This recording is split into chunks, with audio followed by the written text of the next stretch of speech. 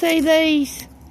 The little hair on the part of the onion that you get from the store? Well, that's the part you cut off. So, I've got all these I'm going to plant. And you see, there's the part from the onion. And then the hairy part is what you do. You stick it in dirt, just like that.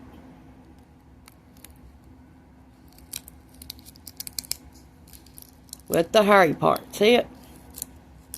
And stick it in dirt and let it grow. And I've got all these cut off from onions from the store. And every one of them that's got hair on them, that's the end that you stick in the ground.